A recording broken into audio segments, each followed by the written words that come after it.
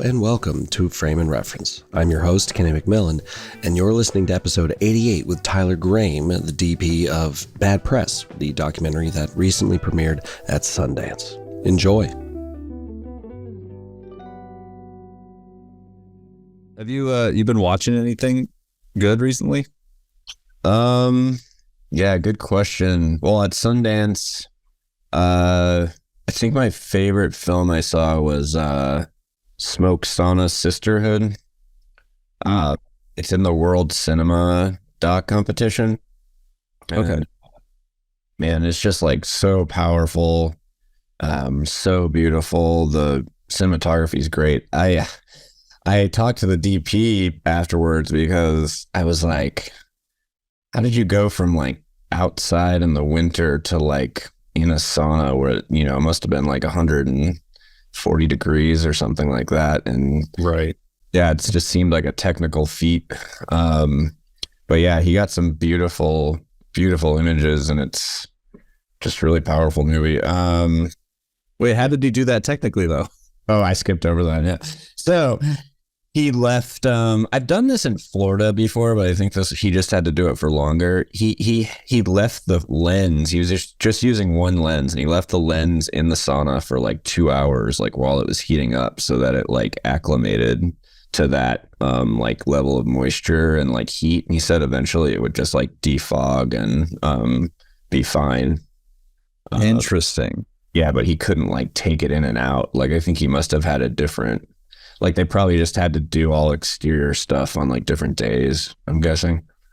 I'm wondering if you had like the same, if the goal was for whatever reason artistically to use the exact same lens, if you have like an outdoor lens and then you just swap it right before you go into the sauna.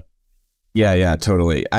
That's probably the case. Although I wonder if like the glass on body sir would like fog. I think that would happen if you brought the camera out. So you'd probably just have to like wait. There's so for whatever reason on like a specific corner of the internet, I'm like the Canon cinema guy, which I've like exclusively shot Canon cinema cameras all the way back to the XL2, but not for any specific reason. I just have. Yeah, those just happen to be what I bought. I mean, they're great, but like I'm not like I go to bathroom all day. And so I got on Twitter, some guy was like, "Hey, I'm going to be shooting in some adverse conditions with the might even be the C100. Oh no, C300 Mark III." And I was like, "Oh, you'll be fine. Those things are pretty I have a C500." I was like, "They're pretty robust. You'll be good." And he goes, "No." And he shows a screenshot of his phone, and he's in China, and it was -40. And I was like, yeah, well, I look forward to your article. I don't know what I would do with that. So I think you'll be okay, but at that cold. Like, how do you... Yeah, I've always thought about that. Like, you must not change settings like super often, because you have to be so bundled up, like just the operator. Like you couldn't really like... Imagine you take your gloves off for like 5 seconds. Any amount of time. Yeah. Yeah. Wow, that's crazy. Yeah. Yeah, I love Canon too. We shot this on C300 Mark II. Yeah. Still great. They're old, but they're still great. Yeah, I know. I mean, we started shooting 4 years ago, so I don't think that the no kid Mark III was even out yet at that point, but yeah, the image is still amazing. I think you know the big thing on the new ones is like slow motion that doesn't have, but I know it's a better sensor too. But I'm just still impressed with the Mark II. Holds up. Yeah. I have this big. I can send it to you if you're that kind of nerd. But I did a big comparison between the 500 and the 300. Basically the difference is. It's this weird nuance thing, because basically the difference is the high speed, like, it's the same body, different sensors, but whatever. But because of the DGO sensor, the noise floor is lower on the C300, the Mark III. Okay. But because of the larger sensor on the C500, if you jack up the ISO, the noise pattern on the C500 is a lot smaller. So you can actually get away with more ISO and noise reduction. Whereas on the C300, if you jack it up all the way, like the noise is like bigger. It's like kind of like rice grains. And it's harder to correct out.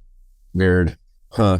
And the C500 tints magenta, the C300 tints green. But other than that, it's basically the same. There's a nerdy thing for the day. So you started, I didn't get a screener of this, so you'll have to walk me through a little bit of the doc, but from what I saw, it was about, I only got like the little blurb, but it's like Native American journalistic rights or something to that effect. Yeah, I can give you a little rundown. Yeah. For listeners too. So we follow a journalist at Muskogee Creek Nation in Oklahoma.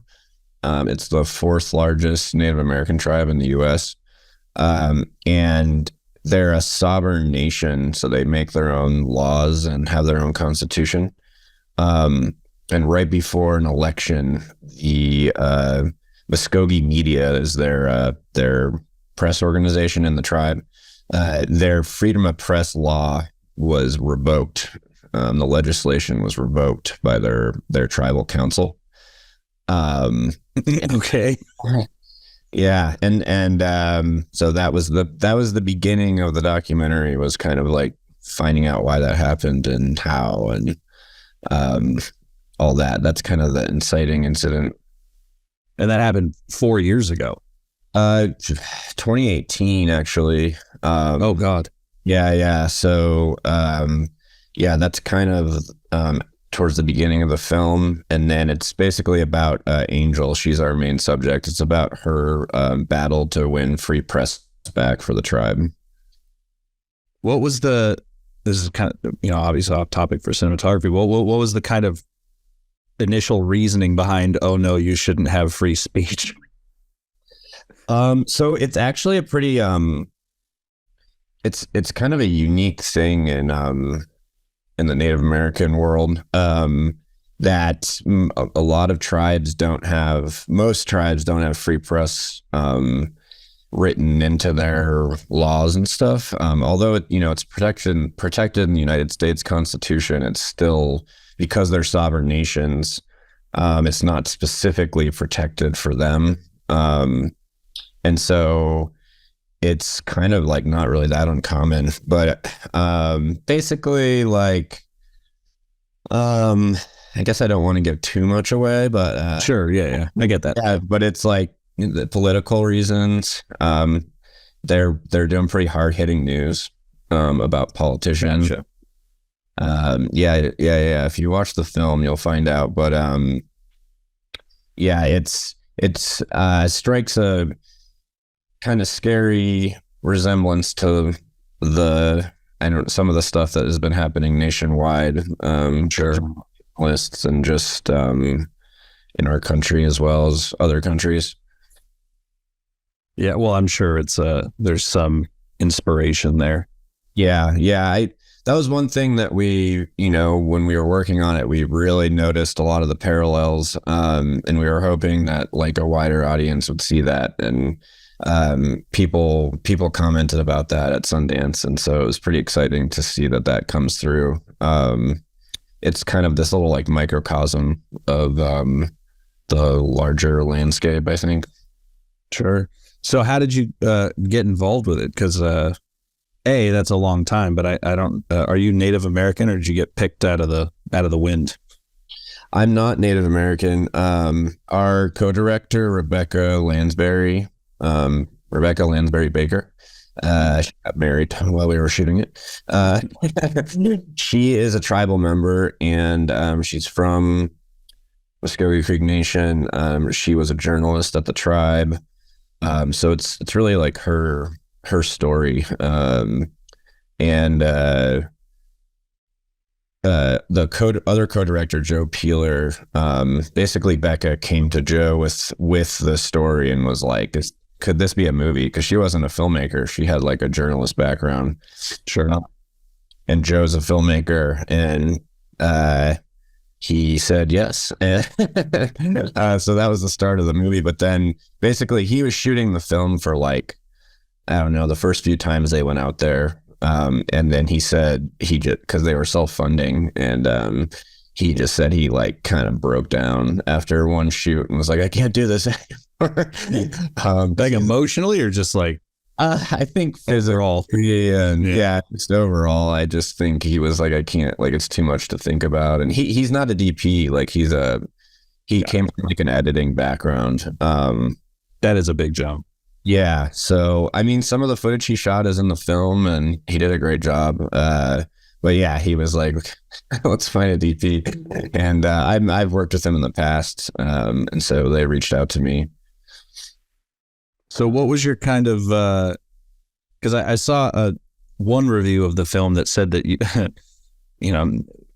thing I like about this podcast is there's not a lot of people like to talk about DPs very much. So you did get a blurb where someone said that you were shooting a lot of like, they said widescreen. I assume they mean wide angle. But what was your kind of look? Was there a look ethos going into it, or were you just kind of filming as it went? Like how, another thing too is like how involved were you in these conversations that I assume happened? Were you kind of standoffish? Were you more in there? Were you lighting it all? Yeah. I saw that. I think that's in the Variety review. Got a little nod there, which was yeah. So we did go with a 2:3:5 aspect ratio, and so it is like wider. So that's probably what they're referring to. But I was really involved with the visual style of it. The exterior B-roll, and that's where you really can see like the widescreen like shine in landscapes and stuff. Oklahoma has a lot of beautiful like open grass fields, beautiful skies. There's a lot of that in the film, and that was like kind of the starting point for the style. Was like we just wanted to make it feel like Oklahoma to the viewer, like make it feel like what it's like to be there. Not the play. Yeah. Yeah, exactly. So, and that was really important to Becca too. She just really wanted to kind of portray like modern Native American life. And part of that was just kind of the feeling of what it's like to be on the reservation. And so that was kind of where I started with it. And I think for that, it was just like finding the colors, finding the sounds, and kind of putting those together to kind of like have it that kind of permeate the screen.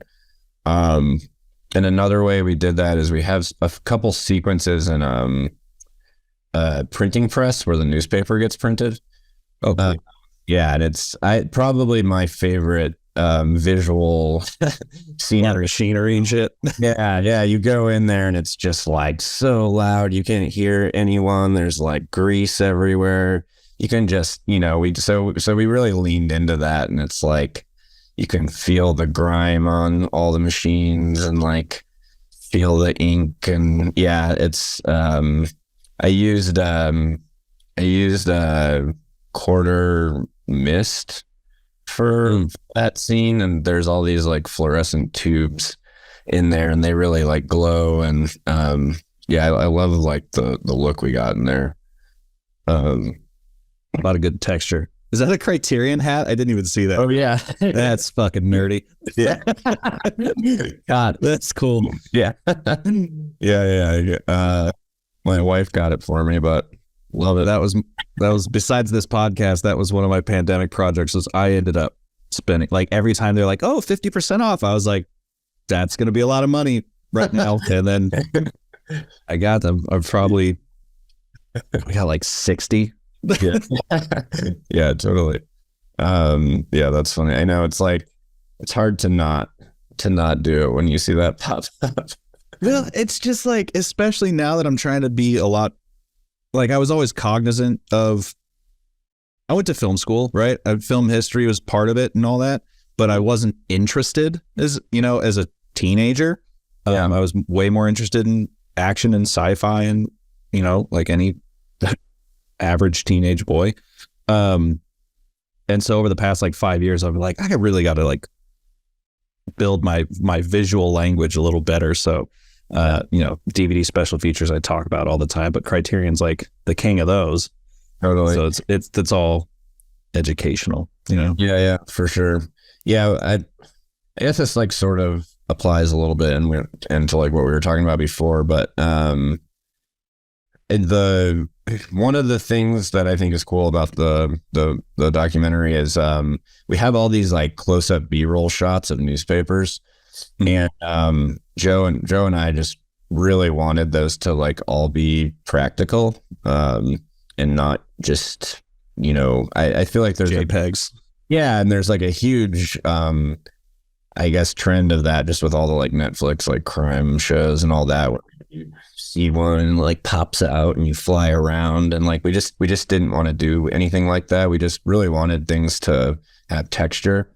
And so I spent a lot of time filming in my garage, close-ups of newspapers, and we have some shots where like one word will fill the entire frame, and it's it's tiny. And I had the only lens I could find that could actually do it is this Canon. It's called the 65 millimeter. It's called the Canon MPE. And it's fascinating. Yeah, it doesn't even have like a focus ring. You have to like slide the camera like back and forth to focus, and it has this little like. It's like it has a zoom, but it's not a zoom. It kind of just like pushes like the frame in and out, and you use that and you push the camera itself to focus, and so it's super tedious. Is that like, that must be an old ass lens? I don't know. It's like meant for like taking photos of like bugs' eyes and stuff like that. Okay. Yeah, I thought you were gonna say that Laowa probe lens that everybody uses. Yeah, I just with like a 2D subject, I didn't want to be like that close to it, and like it's so wide that you just also like the f-stop. It's f11, I think.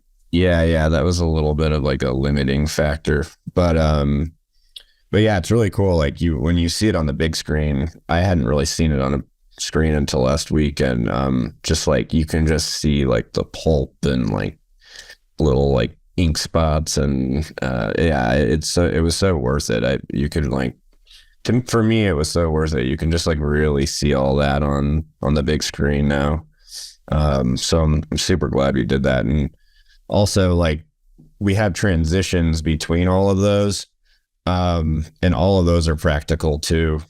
So like we do some things where I'd like get a shot and then whip out of it, and then Joe would like reverse it in post, and he would kind of add more movement and stuff and kind of just mess with it. And I like did the same thing with some like dolly outs, and he'd play it in reverse and it like slams in. And one thing that didn't make it in is we wanted to do like a newspaper spin, kind of like a Citizen. Oh, yeah. It's like the Superman. Yeah, Batman, I guess. Yeah, I don't know if it would have fit the vibe in the end, but we were trying all sorts of things, and I rigged this like newspaper onto a dolly with a drill like on like the thing that I had it like clipped on, and so like pulled it back and like spun it, and it worked super. Yeah, it worked so well, but like it just like story wise we didn't need it, but yeah, we got real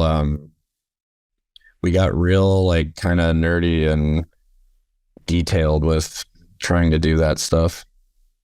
Yeah, I mean it might seem tedious to some, but that like I think that stuff kind of matters. Like people notice when it's just whatever that preset is, that Ken Burns preset that everyone uses in After Effects, Yeah, totally. Yeah, and I did. I have been watching some other docs too, and I have seen a lot of the like digital effects too. And every time I see that, I'm just like so happy we spent the time to do that. Yeah. Did anyone officially recognize your efforts, or did it kind of go under the radar? Well, the one thing that was super funny is like when we were showing to other filmmakers, an editor was like, "Oh my God, who did your graphics? I love them." And Joe was like, "Oh, those are real practical effects." So I don't know. I mean, no one specifically called that out. I keep calling it out to like any media outlet I talk to, but we'll see. I mean, if for an editor to think that it's amazing visual effects is a compliment in and of itself. Totally, yeah. Because I could never do that. Sure, you could have a garage. Right. Yeah, totally. It sounds like texture was like a big part of the whole process then. Yeah, absolutely. Yeah. I think all around it really was. And yeah, I think those are the areas where you can really see it, like the exteriors, the B-roll shots, and in the there's two different scenes in the printing press in the film. But yeah, the one other thing, like I guess in terms of like references to other films that we looked at, and this was awesome because someone in one of the reviews actually said this, but we always like talked about like newspaper movies is what we would call them, and like All the President's Men was like our like holy grail kind of. Sure. Because we just wanted the movie to like have like that driving force and that kind of drama that those movies have. You know, even though it's a documentary, we kind of looked at narratives a lot in terms of how we wanted it to feel. And I think, you know, that kind of informed shooting the practical newspapers, but also just like using mist and kind of making it a little softer. And I knew that we wouldn't be able to light like all the time, like there was going to be a lot of it. And so that's one reason why I use the mist, is just to kind of like soften some of the like harsher lighting that I knew we were going to encounter. But I think it kind of gives it a cool vibe. And yeah, one of the reviews like referenced All the President's Men and Spotlight, and those were like two movies that we talked about a lot. So it was just high-fiving the shit out of each other in the back. Yeah, totally. Yeah. I'm trying to think. The other thing I did when I was looking at like the macro newspaper shots was I just searched for like old films where that like they would do that a lot. And I found like a Hitchcock movie where they did a cool like zoom in to like macro on a newspaper. It's the one with Paul Newman, but I'm forgetting the name, that like Wes Anderson kind of ripped off for. I didn't know Hitchcock did a Paul Newman film. Yeah, The other way around. Yes, super good. I'm blanking out of the name, but someone can Google it later. Yeah. But anyways, I think I kind of got sidetracked here. Yeah, that's all right. I did want to know, because sometimes it's different with different documentarians, but were you always a documentary guy? Because it sounds like narrative obviously has a large impact on your work. Yeah. No, I went to film school as well. I went to CU Boulder. And it has a pretty like experimental kind of take on it, because Stan Brakhage was a teacher there, and he's kind of known as like the father of experimental filmmaking. And so I shot on Super 8 and Super 16 and did hand processing there and stuff. So it was a cool like way to learn. And I think it just gave me like a appreciation for kind of like weirdness in movies, and I'm just kind of going with that. But yeah, I've shot short films, short narrative films. I've never shot a feature. And I've shot a lot of commercial stuff that's not based in the doc world. But I would say the last like maybe like 5 years or so, a lot of my work has been in kind of that doc space, even if it's commercial, just kind of like the docu style commercials or like random content kind of thing. So that's kind of more of a thing of those are the jobs that are coming your way versus like a super strong interest. Because I've interviewed some DPs who are like, I only shoot documentary. I don't even watch movies. And you're like, oh shit, okay. Yeah, no, definitely not. I mean, I definitely have an interest in both. I think I there is something special about documentary in terms of just like what you find while you're filming and just kind of the spontaneity of it. That happens in narrative too, but it's just a little different. Sure. But yeah, I appreciate like, and just like when you're in a moment and something crazy starts happening and you all know it, and you're capturing it, is like, it's so cool. And that happened like several times on this film. So many times that we were just like, what's going on here? Like, we're all used to just like, things not working out. And so I think it was just, we knew it was a special project, and it's mostly because of Angel, our main subject. She's just an amazing person and really brave, courageous, individual that kind of like made a lot of those moments happen. Yeah. So how much, this is kind of more of a editor question, but like it's interesting to nerds. How much footage were you generating over the 6 years or however long? So yeah, I think from like the day Joe's, because we were not there like when the repeal happened, so that part is in interviews basically. But from the day they started shooting until like Sundance, they basically just hit 4 years. So I think the shooting took place over like 3. Basically, we thought we were finished at one point, and then COVID happened, and like that extended things, and then the stuff just kept happening that related to the story, and we were like, oh, like we were planning on submitting to Sundance 2 years in a row and didn't. I ended up submitting for this year, but I'm so glad that we like had the patience to wait, because it's just such a better movie now. But yeah, that's a good question, and I asked Joe, because he's the co-director, but he's also a co-editor as well, and he was just like, he's like, I don't know, and it seemed like it stressed him out to even think about it. But our movie is only 98 minutes long, and so good editing. Yeah, and it took they did a great job, but it took a long time to find that story in there. And so it's thousands of hours, I'm sure. Like, jeez.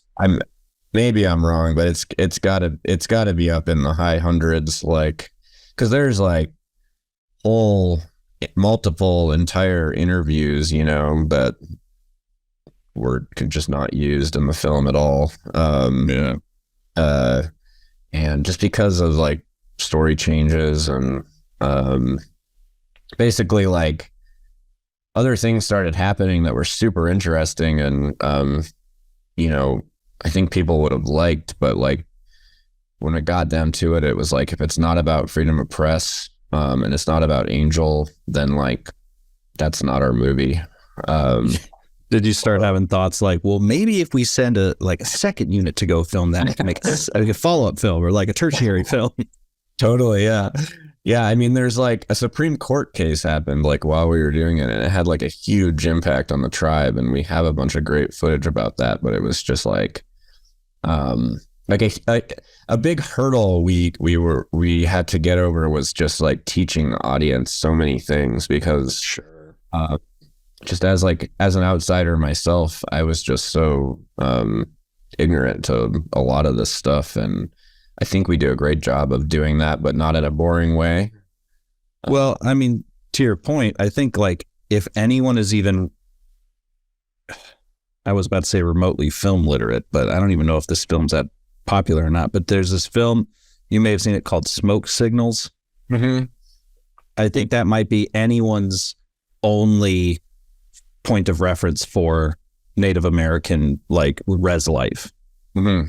Yeah, totally. And it's, it's definitely changing. And I Becca, like anything that was like cultural, about that area, about being Muskogee Creek, that was helmed by Becca, and I'm like so glad that we had her perspective. But, I think for like a outsider, like white guy audience or white girl, white guy audience, it was important just to know like what people wouldn't understand. So we always kind of had that in mind. But yeah, it's so awesome though. Like this year, Sundance really did a great job of programming Native films. There's a big narrative film called Fancy Dance. Great name. Yeah, it's awesome. I went to the premiere and it's really good. And they shot in Oklahoma too. And then of course Res Dogs Right. is like the big one right now. But yeah, they shot in the same town as where like we shot. Like that's where Muskogee Creek Nation headquarters is. We actually bumped into their crew once. Really? Yeah, it's kind of crazy. We also shot a little bit in Pahuska, which is Osage Nation, and Martin Scorsese was shooting Killers of the Flower Moon when we were there, and it was just like the biggest production I've ever seen. Like they were basically rebuilding like this entire downtown of Pahuska, like making it a dirt road, redoing all the facades on the buildings, like just bonkers. And like we show up with like our minivan with our 4-person crew, 3 cameras and a clipboard. Yeah, with a C300, and they thought we were like an EPK or like paparazzi or something. And You should have just said, yeah, we're doing it for the Blu-ray. Let us walk around a bit. Yeah, but it's cool. I mean, I'm glad that the stories are getting out there, and it's so important to have like the Native voice. They've just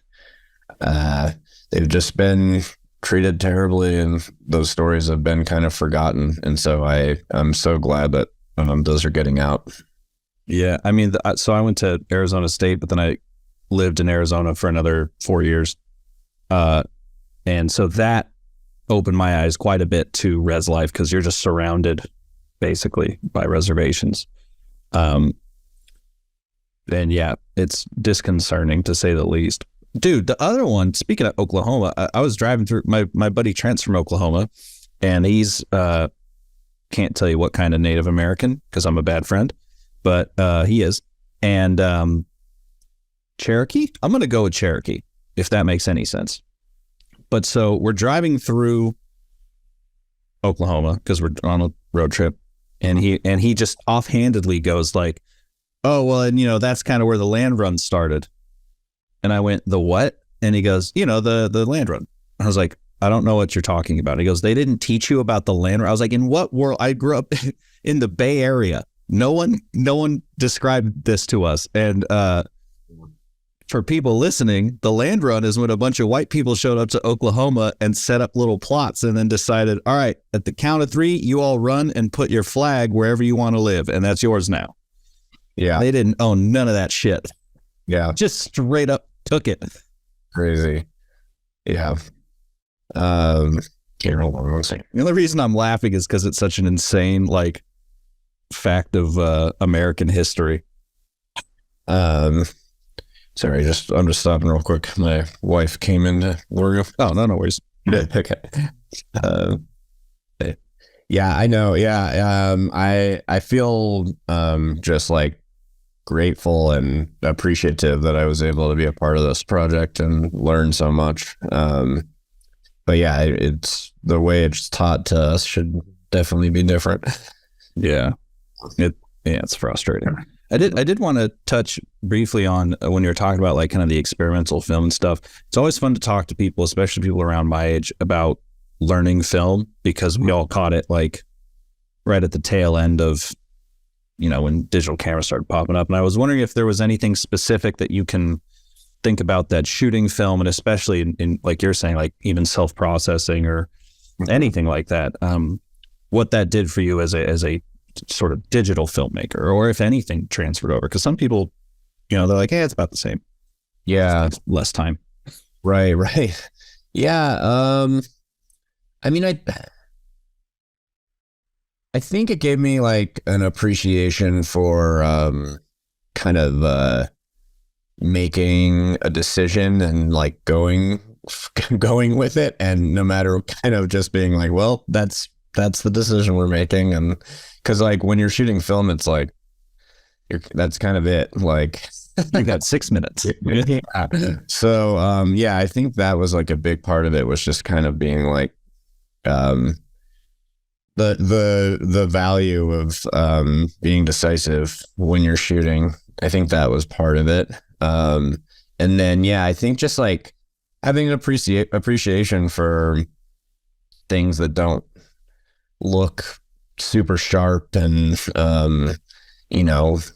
8K whatever. Like I think I just appreciate grain and softness and shadows and all that stuff. And I think it started there. Not that you can't appreciate that stuff shooting digital too, but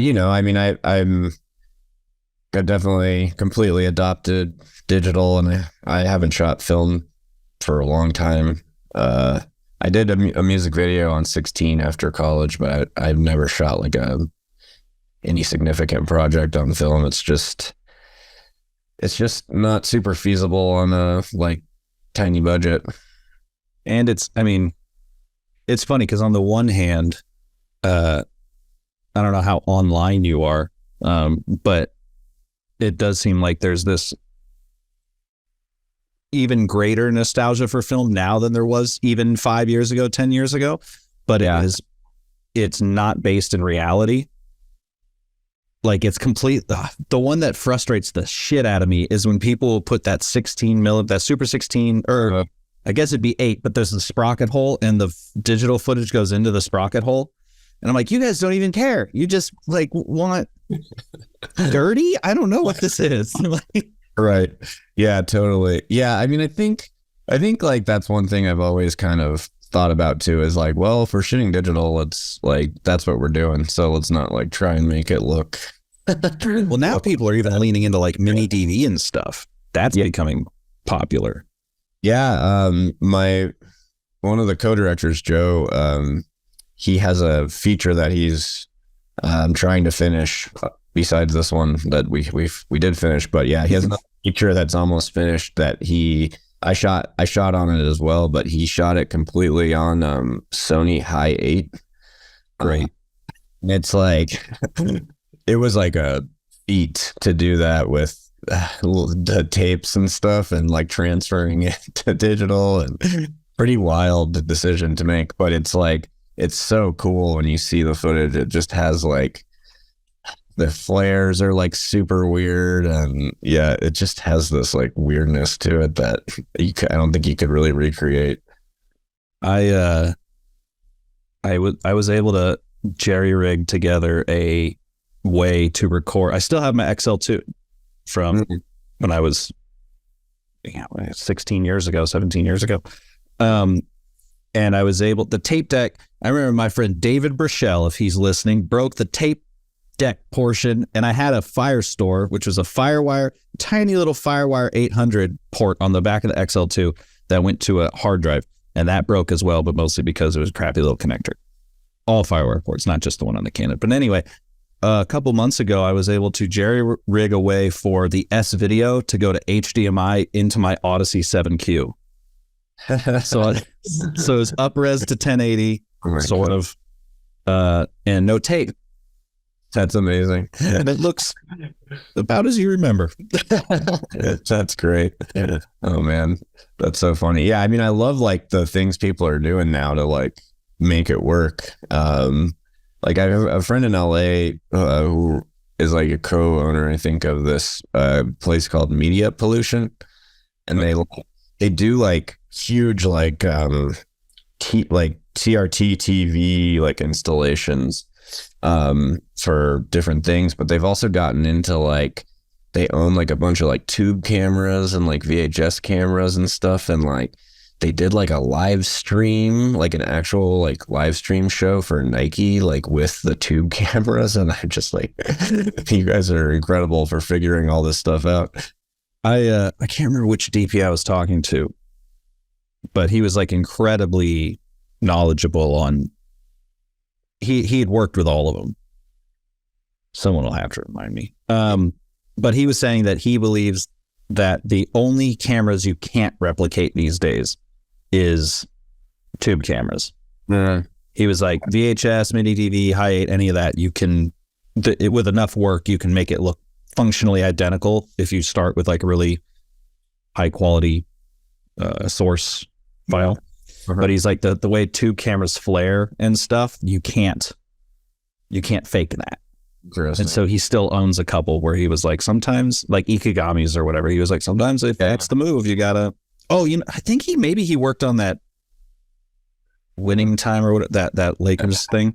Yeah, I was just gonna say Winning Time used those Ikigami cameras. Yeah, that has a wild look to it. Yeah, or like I think Silk Sonic recorded a few of their music videos on those things because that music just wants the tube cam. That's something I'm trying to think about with like I'm doing my best these days to not be the old man screaming at clouds, So when like I'll see this girl on the old TikTok the other day, and she was like filming the local mall with my vintage camera, and it was like a Sony High 8, from like 2003, and I was like, let's not say vintage. Vintage is 1979 and before. We all know this. But I'm trying to wonder, like, what is, because right now I know it's especially if you're young, there's just kind of like a cool funk to it. But because I'm the type of nerd I am, I'm like, what is that language saying? What is it? Because I haven't heard anyone articulate it now. I've heard people say it's aesthetic, and I'm really sick of people not fully using the word aesthetic. It is aesthetic, makes no fucking sense. Get it together. But I want to know what that visual language is. I guess. Do you have any thoughts coming from more of the experimental education? I came from not that. Yeah. Yeah, I don't know. I mean, I think there's always going to be certain projects that kind of call for something like that, and you can kind of figure out a way that it adds to the story or to some element of it. But like, I think that's what like I'm always thinking about if I'm going to make some decision like that, is like, how does this like actually like add to this specific project and like make sense for this specific thing? Because I do understand what you're saying. It's like just using it just because you think it's like cool maybe isn't good reason. Well, it could detract if it doesn't make sense for the project. It could actually make the audience experience worse in some way. Yeah, totally. Yeah, I agree. I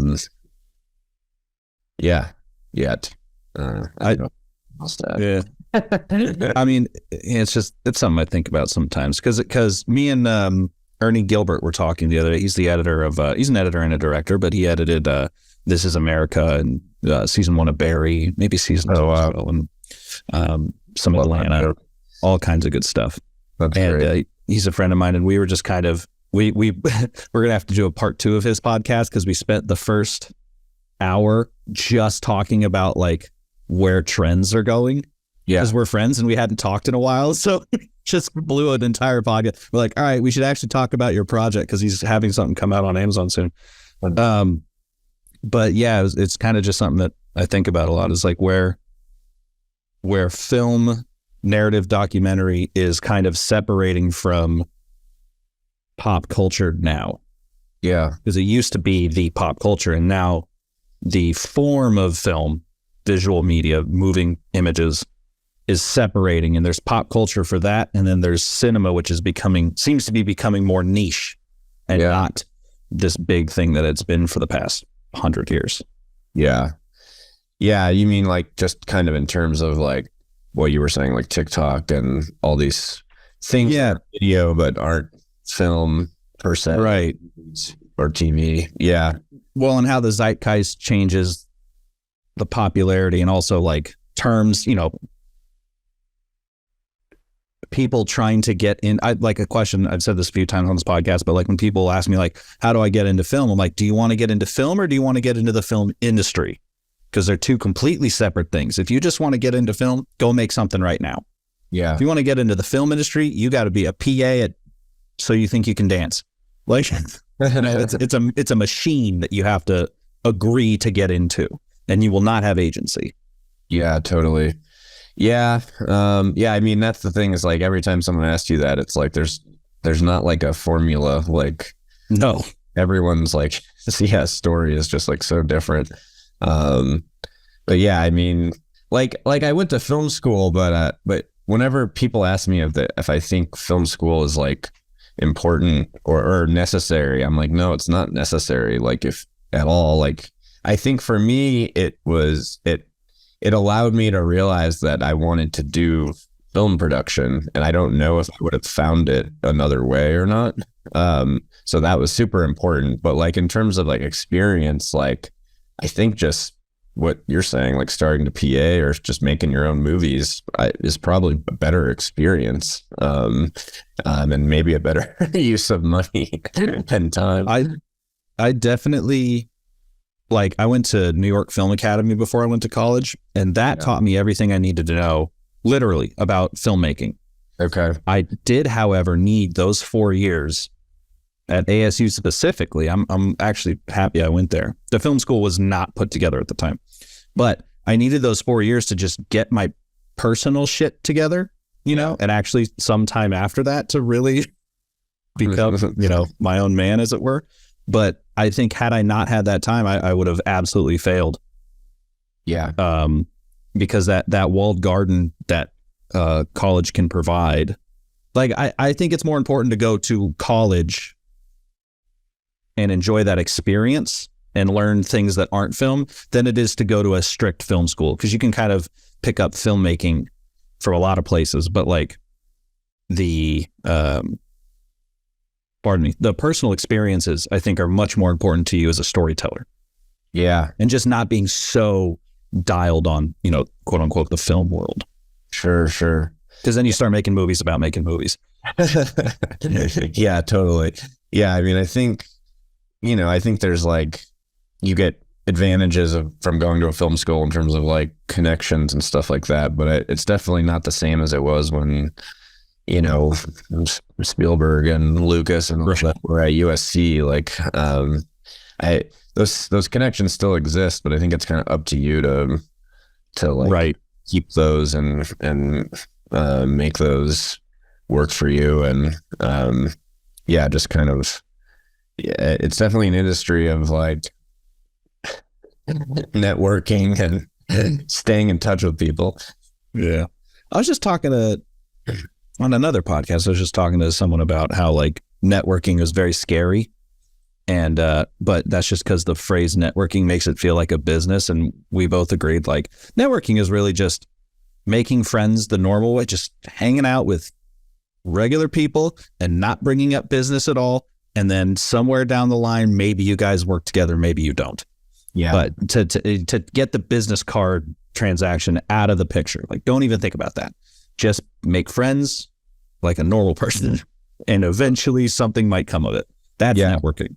Yeah, that's so true. Yeah, it's such a good point. I think it's like, someone I worked on set with like really early on, was like, told me like it's 90% about hanging out. Like 90% of is the hang. He would say, like, on set with people. And he's like, you're spending so much time with these people, like you have to like each other. And it's like, yeah, so like networking, it's like just be yourself, and yeah, don't try and make it something every single time you're talking to someone. Yeah. Well, and people can smell that desperation a mile away. Yeah, totally. Like, don't try to be cool. That's kind of your thing. I did want to ask, because I got away from it.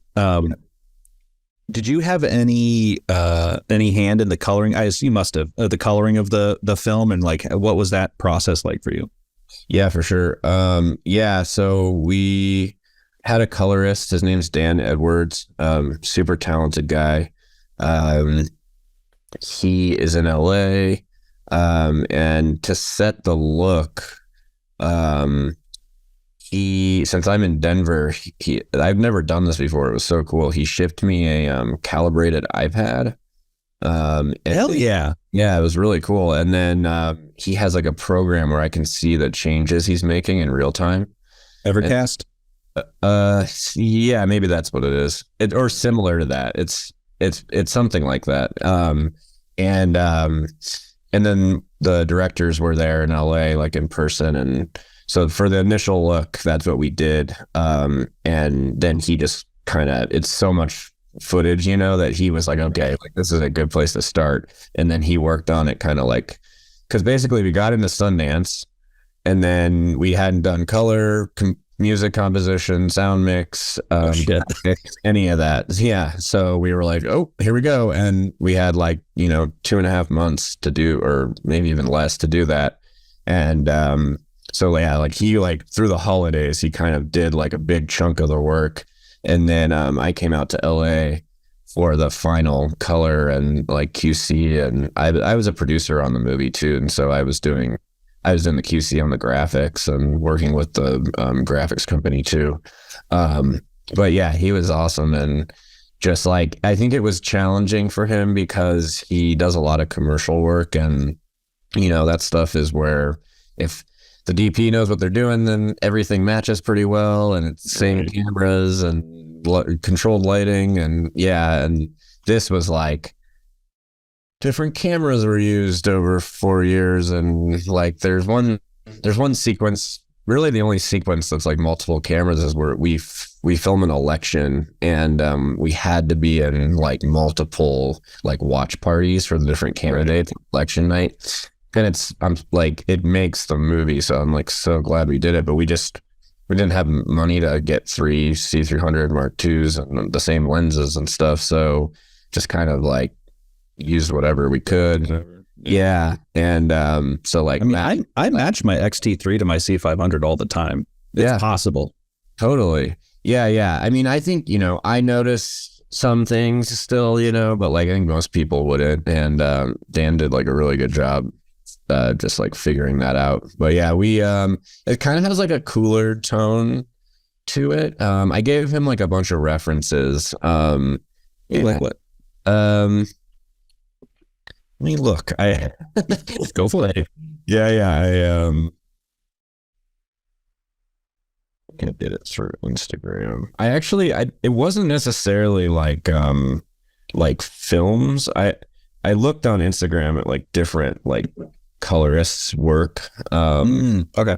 And kind of picked out like, it's a lot of like commercial stuff. But I picked out like some of his previous work, and just some other colorists that I follow. And he kind of like, through like his, kind of colorist brain, he was like, I see some like similar DNA, in these. And basically I wanted it just to be like saturated still, so that like those Oklahoma like colors and things like still came out.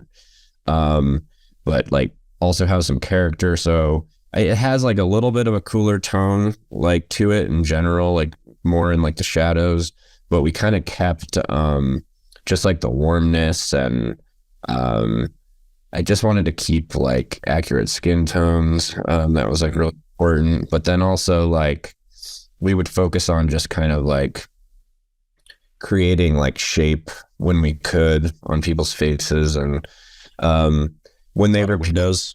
Yeah, a little bit. Yeah, he did some of that for us. And then one of the like key sequences is when they repeal free press, and we did a lot more like sit down like style interviews with just bigger lighting package. And cool. yeah, we're able to control things more. And so those interviews, we just wanted to add like more drama to that scene because it's such a key scene. And so Dan kind of like helped us like enhance that a little bit, like with some power windows and just, kind of setting the mood. Yeah. But all that stuff looks awesome. He did a great job. What was the lighting package? Or just the general kind of setup for those interviews? No, yeah, we had this a similar thing for most of it. So I have 2 1x1 Astra like light panels. Yeah. And so I would bring those. They're just so good for travel, and pretty powerful for what they are. But then we also had a light mat S4 or S3, one of the big ones, and that would like usually be the main key, just because it's big and soft and doesn't take up a lot of space. But for those bigger interviews, I would blast that or one of my panels through a 6x if it was like interior, just to make it like super soft. And then we had another 6x and some like floppies for neg. That was like a big thing, was just like taking away light on the shadow side in a lot of the interviews. And then like there's some exterior ones, and so like one of them I like kind of backlit the subject with the sun, and then use the 6x with ultra bounce as the key. So yeah, I like tried to make it really soft, but then always use like neg fill to kind of give it more shape. And yeah, I think overall they look great. It's like I wanted it to still feel real, like, and in there, like lived in spaces. So we didn't want to like clean things up too much and like produce too much. But one of the references I used for that was the documentary The Imposter. It's really great. I think they shot on film because it was like 2005, I think. But it's a crazy story. It's about this guy who, this family had lost their child, had gone missing like a long time ago, and then all of a sudden this kid in like Spain was like, I'm him. Like, I think I heard of this. Yeah. And the family like takes him in and stuff, and it's not what it's so wild. Yeah, it's a crazy movie, but they do like such a good job of like when they're interviewing someone, it's like, oh, this is like a real like place for this person, and like their things are around, and like I just love that, where it's like, because it's a documentary, like I don't want to like produce it and make it clean too much, Put up a photo backdrop. yeah, totally. With that cookie cutter on the back. but if you watch it, like it's still like really dramatic, like nice lighting too. So that was like my main reference for those interviews. Very cool. Yeah. Go ahead. Oh, nothing. I was just going to say, like, at this point, I probably would have had some sort of aperture unit with me. But I think at the time they weren't quite as, like, ubiquitous. So, yeah. But, yeah, I'm always, like, trying to figure out, like, what's the best, like, kind of travel, like, lighting kit. I have an answer for you. Okay. Granted, it's only bicolor. Oh, yeah. I'm sure they're working on it. And it's actually, they're out of Boulder, I think. Oh. Maybe Denver. Have you heard of IntelliTech? Yeah. So they had a Black Friday sale, and I got the mega light cloth that they make, which is 3.5 feet by 4 feet. It's the size of a fucking door, dude. Like, and it comes with its own, like, it literally folds up into a 1x1.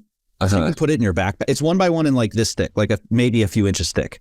Yeah. And you can just chuck that in but the ballast is kind of big, but you could chuck the whole thing in your backpack if you wanted.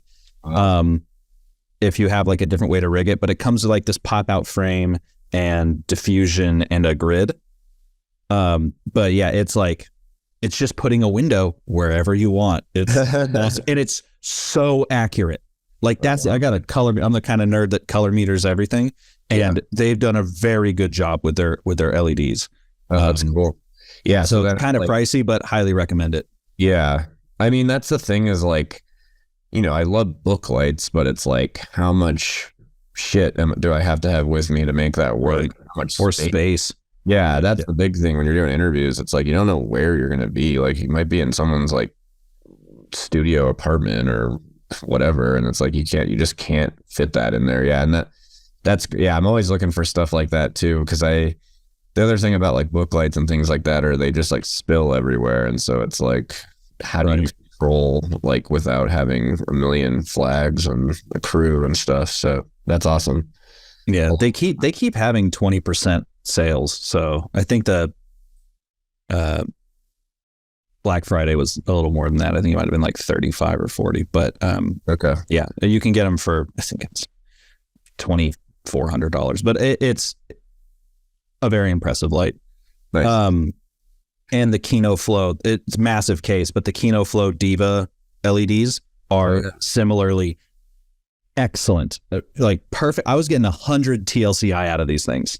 It's on certain settings, so they're perfect. But they've also got camera LUTs in them.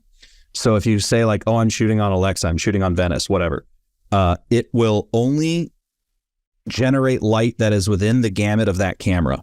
So you'll never have a light that oversaturates or clips. Wow, that's weird.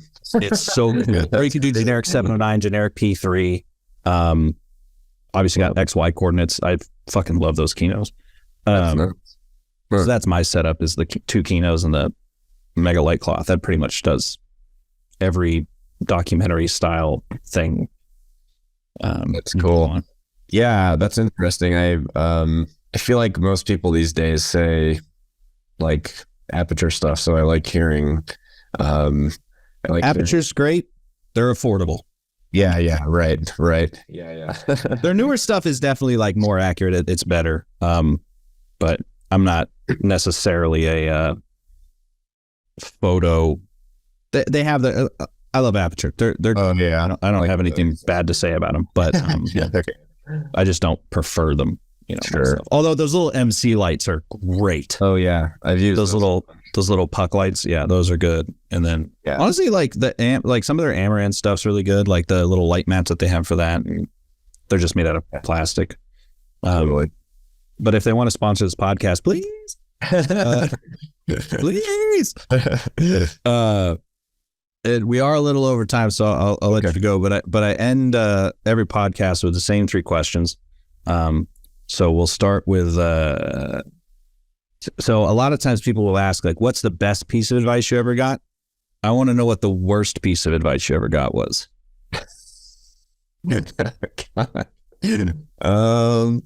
And name their names and where they live. Oh, geez, that's tough. The worst piece of advice, or one of it doesn't have to be,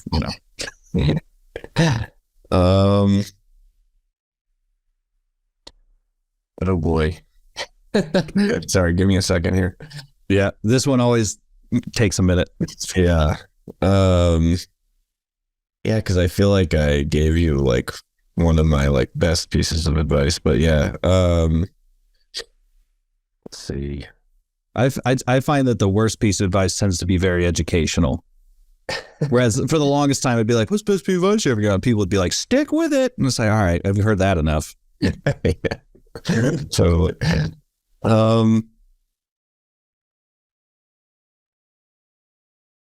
I think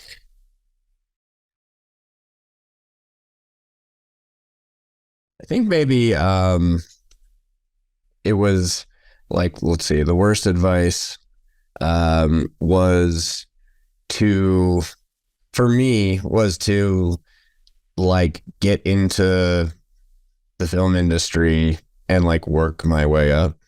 Because it just wasn't right for me, and I didn't want to do that. And I'm glad that I was doing it for a little while, but it felt like I was kind of getting into a hole, and I didn't want to like stay there. So I kind of just like made my own way, and I just wanted to be a DP or a camera operator and not a PA or an AC. Yeah.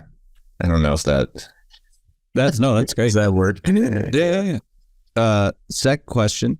If you were to program a double feature with Bad Press and another film, what would that other film be?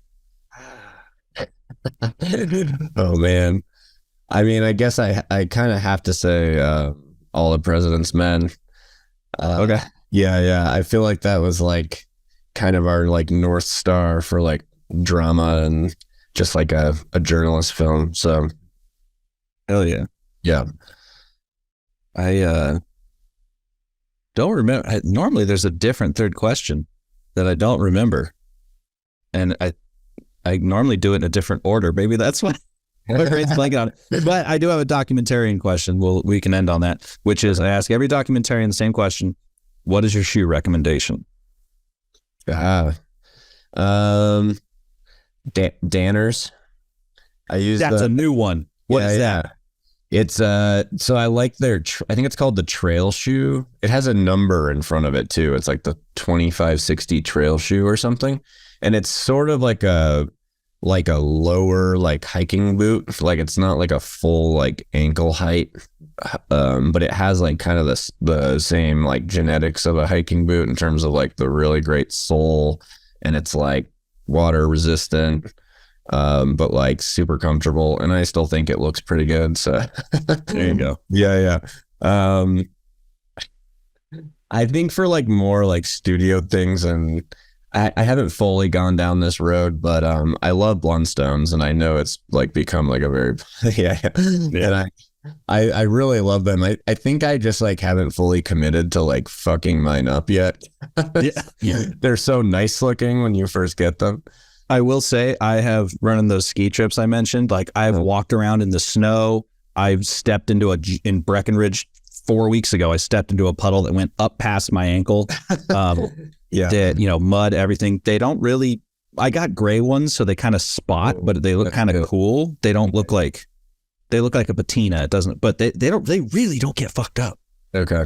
Yeah. They're so comfortable, and like. Yeah, that when I went to Sundance, I wore those the entire time. Like some people I was with got like big like Sorel like stuff, and I was just like, I can wear these like here and just like walking around. So not to mention like I just wear like regular ankle socks in those things, even in the snow, and like my feet don't get that cold. Yeah, totally. Yeah, they're great shoes. I was in this like group with some other DPs, and they were going to Sundance, and someone was asking about footwear, and she was like, I don't know if I should just like wear my Blundstones or these other boots, and someone else said, but if you don't wear Blundstones, how will people know you're a cinematographer? Yeah. It's just like Then a North Face. Perfect. Yeah, totally. Frame and Reference is an Owlbot production. It's produced and edited by me, Kenny McMillan, and distributed by ProVideo Coalition. Our theme song is written and performed by Mark Pelly, and the F at Art Mattbox logo was designed by Nate Truax of Truax Branding Company. You can read or watch the podcast you've just heard by going to provideocoalition.com or youtube.com/owlbot, respectively. And as always, thanks for listening.